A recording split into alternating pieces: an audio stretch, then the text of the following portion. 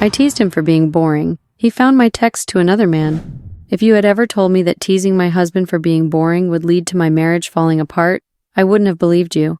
But now, here I am, sitting alone in this tiny apartment, trying to make sense of how everything went so wrong. I didn't plan for it to end like this, but I guess life doesn't care about your plans, does it? Hello, Reddit. I'm here to tell you something I never imagined I would ever utter in my life. I am 30 years old and have been married to my husband Ben for the past 4 years. We were in a relationship with each other for 6 years in total. Ben is 35 years old and works as a software engineer. He is a hardworking, trustful man, the man who could be certain would be around no matter what. But here's the thing sometimes, when someone is so steady and predictable, you take them for granted. You assume they'll always forgive, always stay, and always let things slide. That's exactly what I thought about Ben. He wasn't the flashy or exciting type, but he was solid. I thought I could push boundaries, make little comments, and he'd just brush it off like always. Thinking of this right now, I realized I did not expect a lot from him. Least did I know that I would be so off. I looked at him as a non-combative victim, a person who would simply accept all that was thrown at him. It took me by surprise how everyday decisions, words, and even messages might just be the final straw for a relationship. But here I am, a proud example of how even the strongest links in the chain can break. This isn't easy for me to talk about, but maybe putting it out there will help me understand what went wrong. And maybe it'll be a lesson for all of you, so you all don't make the same mistakes I did.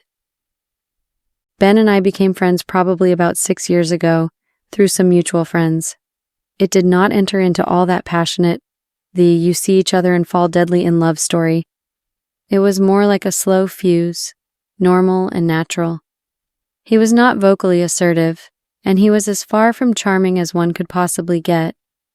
But there was something about him that made me feel secure. I believe that was the allure he had on me most of the time I spent with him. We started dating a few weeks after we met, and everything just felt super perfect. Ben was dependable, kind, and thoughtful, exactly the kind of guy you could picture building a life with. He always remembered the little things like my favorite coffee order or the way I liked to watch rom-coms on rainy days. He wasn't flashy or overly romantic, but he was consistent. And at that point in my life, I thought that was everything I wanted. Stability. It was a great marriage when we got married after 2 years of dating, and I felt I had been charmed. It was not the burning passion or the beautiful gestures that developed our relationship. It was a trust, similar-mindedness, and appreciation of each other. For a while, that was enough. But over time, the very qualities that made me fall for Ben started to feel dull. His steadiness, which I once admired, began to seem more like predictability. We had the same routine every week. Work, dinner, TV, bed. No surprises, no adventures. I always preferred going on a trip, or at least for a vacation, but he was so occupied that I couldn't even ask him. At first I thought it was just a phase, but as months turned into years, I found myself growing frustrated. I know it sounds terrible, but I began to dislike him for how unexciting he has been in my eyes. He was so entirely murmurous in his responses, so steady, and I wanted spice, I guess. Once I was craving passion, impulsiveness, and life's little quirks which I felt Ben was unable to provide. That is why, instead of enjoying what we had, I allowed myself to wallow in all my frustrations. At the time, I told myself it was just harmless dissatisfaction, that every couple goes through this. But looking back, I can see how those feelings planted the seeds for everything that came next. I just didn't realize how much damage they would do. This was one typical girls' night out, which I thought would be pretty harmless. Sometimes it takes a long time to meet each other, so we agreed to order wine and start a conversation. Initially, it was just like having jokes and sharing stories about what is going on in one's life. Then the topic developed was about our husbands. One by one, they started gushing about how exciting their husbands were. Sophia couldn't stop talking about how her husband had surprised her with a weekend trip to the mountains. Amanda chimed in, saying her husband had recently taken up skydiving and convinced her to try it too. The stories kept coming with romantic gestures, adventurous hobbies, spontaneous plans. As much as it was my turn for me to speak, I almost choked. What could I say? Why did my husband and I spend the weekend organizing the garage into categories, or that our big plans were to watch a new Netflix series? They all were quiet, but I could tell how unimpressive they were. They didn't say anything outright, but the way they exchanged glances and gave those polite nods made me feel so small. And the more I thought about it, the more I realized they were right. Ben was a boring guy. He didn't plan surprises, didn't take risks, and certainly didn't have any thrilling hobbies to boast about. That night, their words stuck with me. I couldn't stop replaying the conversation in my head. I started comparing Ben to their husbands. Like he doesn't think about what really makes me happy and what I feel like doing. It actually wasn't just about the stories my friends told me about their lives, it was about how they made me feel. Like I was missing out. Like I had settled. And once that thought took root, it was almost impossible to shake. After that night out with my friends, I couldn't stop thinking about how boring Ben seemed compared to their husbands. I didn't address it directly, though. Instead, I started making little comments here and there, and I actually didn't care what he would think about me because I was so ungrateful at that time. It started as small jokes, things I thought were harmless at the time. Like, if he mentioned his weekend plans to watch a new documentary, I'd tease him by saying, "What are you going to do? Play Sudoku all weekend too?" Or if he stuck to his usual routine of making dinner exactly at 6 and going to bed at 10, I'd laugh and say, "You're like a human checklist, you know that?" At first, Ben would just smile or give me one of those really looks. He didn't take it seriously, or at least that's what I told myself. But as the days went by, I started noticing small changes in him. His smile wasn't the same anymore, and sometimes he wouldn't even reply back to me. Once, after a comment about his thrilling plan to reorganize his office, he just sighed and walked away. Even then, I didn't stop. I thought I was being funny, like I was pushing him to be a little more spontaneous or adventurous. But the truth is, I was venting my frustrations in a way that wasn't fair to him. It was not only in my own home as well. When I was with my friends, I began to share my discontent in a much freer manner. I would tease Ben, saying that he was as predictable as a clock, that I could wake up in the morning, look at the clock, and know where I could find Ben. My friends would laugh together with me, but laughter did nothing to me. Rather, it made me even think more of the issue to be dealt with, as if they were confirming all the thoughts that have been going round in my head. Looking back, I realize I wasn't joking to get a laugh. I was trying to justify my own growing resentment. I wanted validation that my feelings were normal, that it was okay to be frustrated with Ben's predictability. But instead of addressing my feelings with him, I just kept pushing, kept teasing, and kept tearing him down without even realizing the damage I was causing. I didn't go looking for trouble. It found me. Or at least, that's what I tell myself now. Trouble's name was Chris. Chris was just a coworker that I met at work and barely spoke to him. We weren't close friends. In fact, I hardly saw him on a regular basis. But every time I did, he would leave a mark. Chris was one of those people who used to bring the light with them wherever they went. He was charming, pioneering, and if truth be told, rather womanizing. I always heard the sound of his voice either cracking jokes or saying something nice, and then there was his aura. He had charisma. Chris was everything Ben wasn't. While Ben was predictable and grounded, Chris was spontaneous and unpredictable. He had this way of making you feel like you were the only person in the room, like every word you said mattered. It wasn't hard to see why people gravitated toward him. It started innocently enough. Once in the course of a day's work, Chris took his time to find my number. We were in different groups in a meeting, and after the meeting, he messaged me saying thank you for the input I gave. I dismissed it at the time as being a simple, friendly message. It meant nothing more to me at the time. However, as the weeks went by, the number of such messages rose. At first, we talked about work, sharing ideas and bouncing thoughts off each other. Then the conversation shifted to more personal topics, how our weekends went, funny things that happened during the day, little jokes that only the two of us could understand. In retrospect, I draw the line as very obvious, but at the time it was not that big of a deal. Chris was the one man who could tickle my funny bone and make me realize that I am alive and living my life in a way I haven't for years. He told me things like, "I don't understand how someone as intelligent and pretty as you doesn't own this building already," or, "Poor Ben, he should know how lucky he is." Those compliments hit me harder than they should have. I started looking forward to his texts, checking my phone constantly to see if he'd replied. I'd laugh at his jokes in the middle of my routine with Ben, feeling this spark of excitement I hadn't felt in years. Returning to the text, I said to myself that it does not matter what happened. It was only texting. What sort of damage could that cause? But within me, I knew I was using Chris to get away from my stress that came with being in a relationship with Ben. Whenever I wanted to be reminded that our routine was boring, I would look at Chris and be told differently there was still adventure. The thing is, I didn't stop to think about what I was doing. I didn't consider how it would feel if the roles were reversed.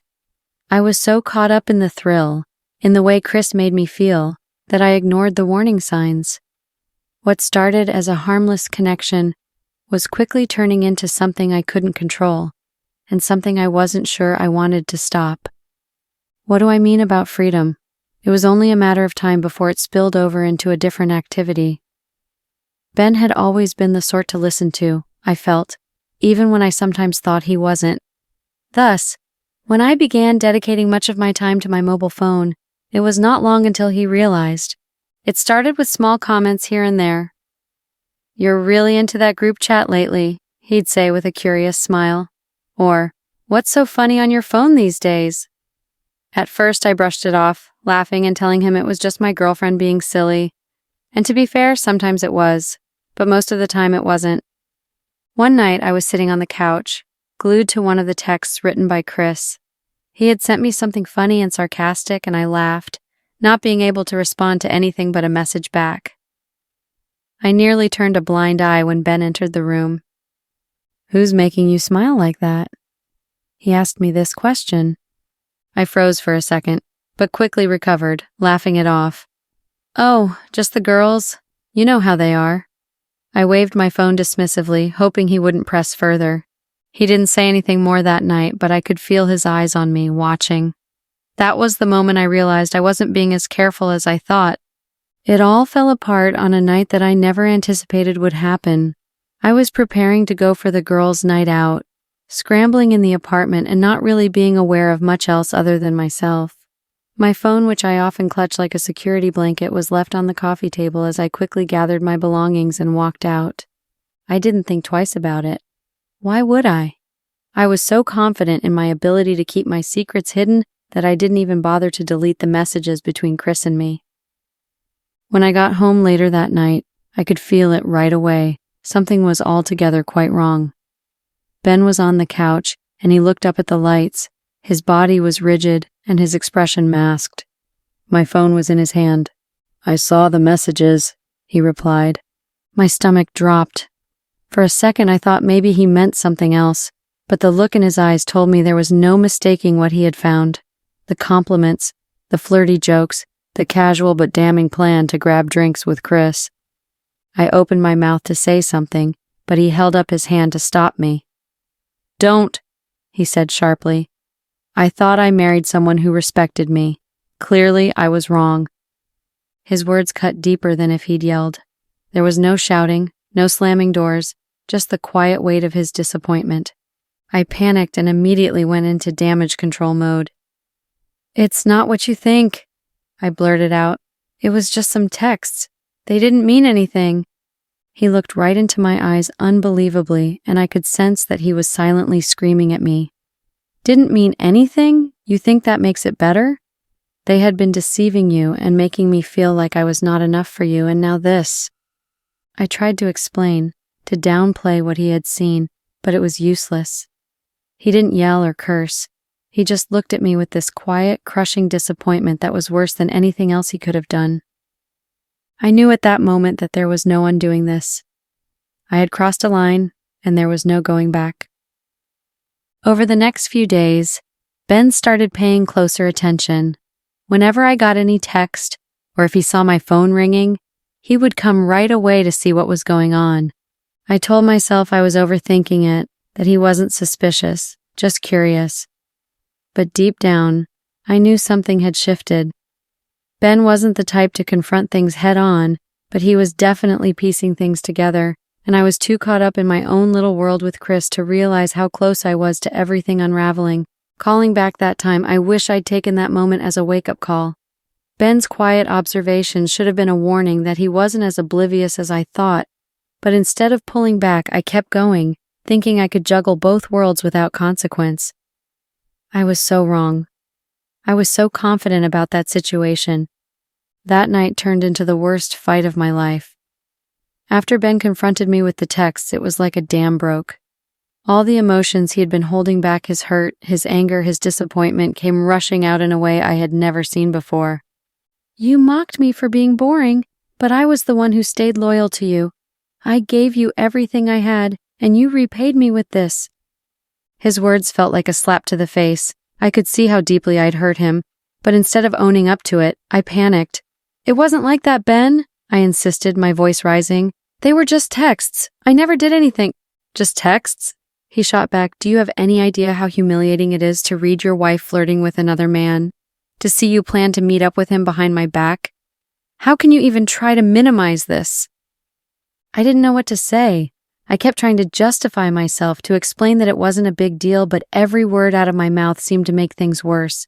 I wasn't going to do anything, Ben. It was harmless. Harmless, he repeated, his voice rising now. Do you really believe that? Or are you just trying to convince yourself so you don't feel guilty?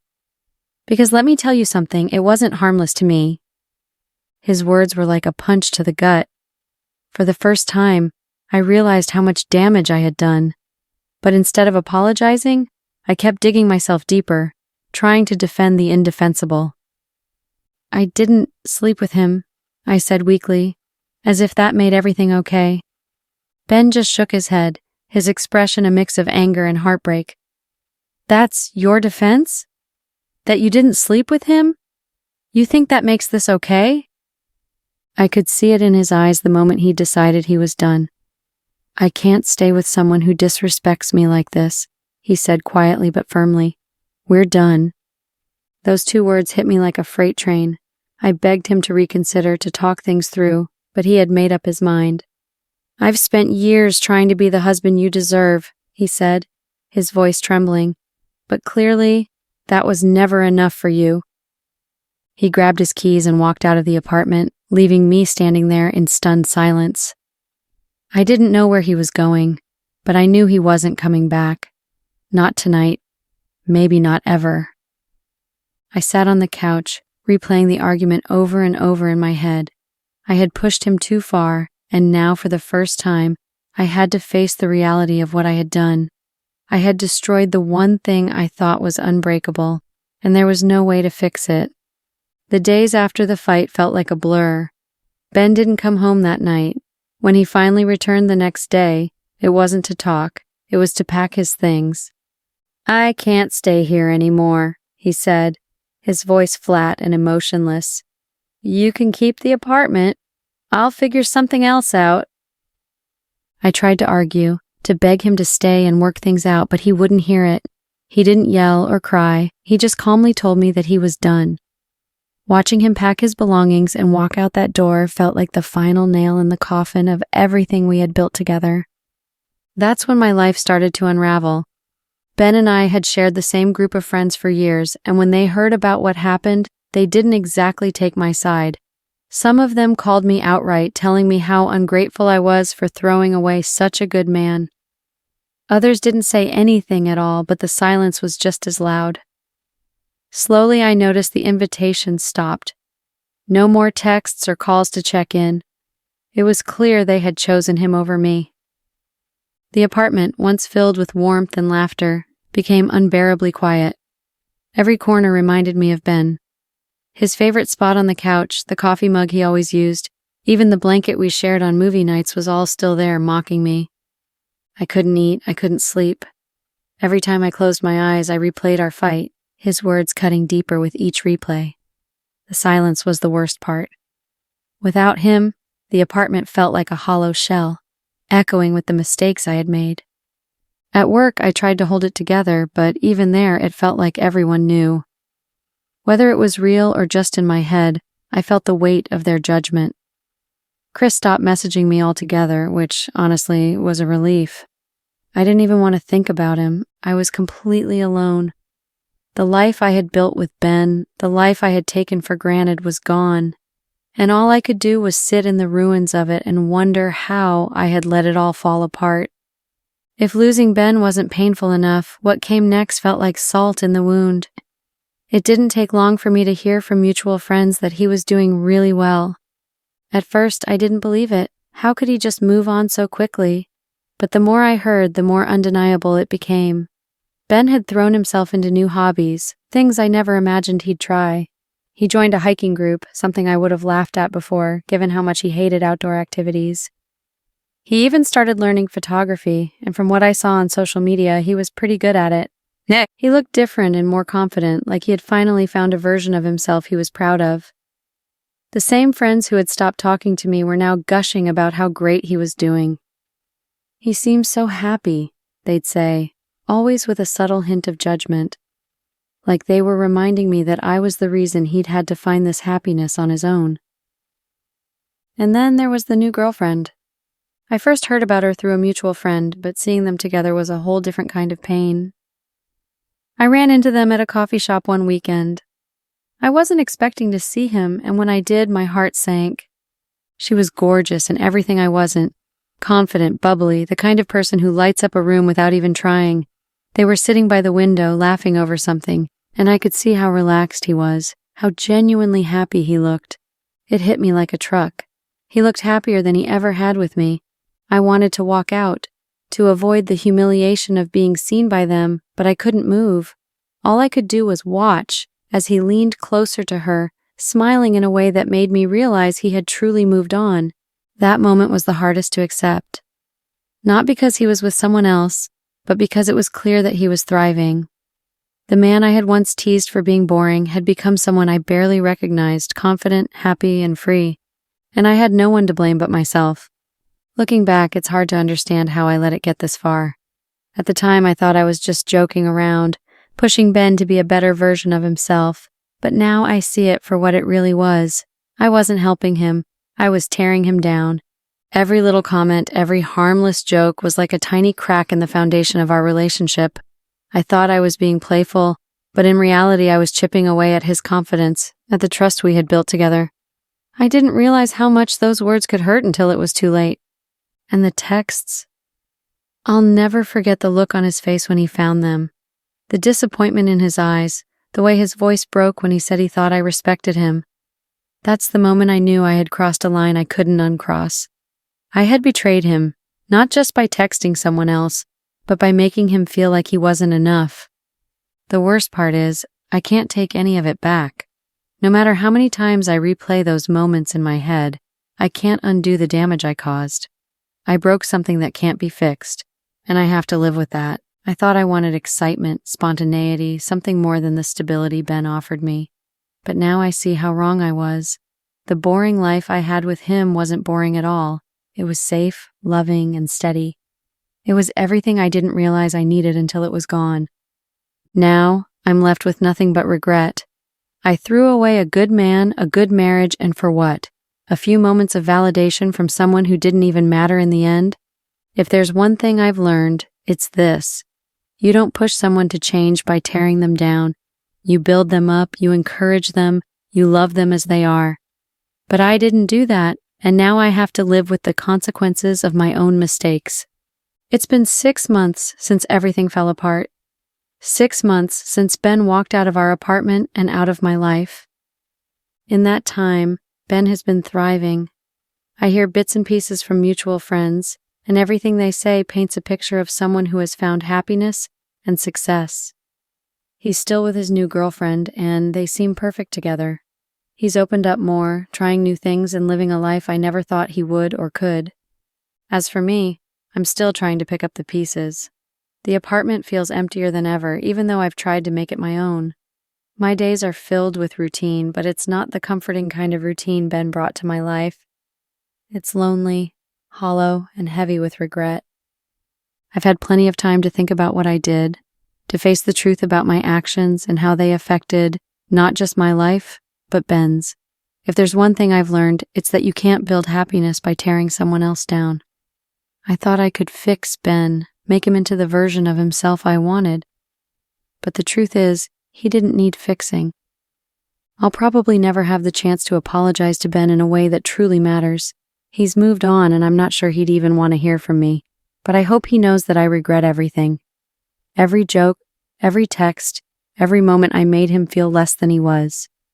They say you don't know what you have until it's gone. I used to think that was just a cliche, but now I know how painfully true it is. Ben deserved better than what I gave him, and now all I can do is try to be better not for him, but for myself. This isn't the ending I wanted, but it's the one I created. I can't go back and change it, but I can learn from it, and maybe one day that will be enough. Anyways, bye-bye.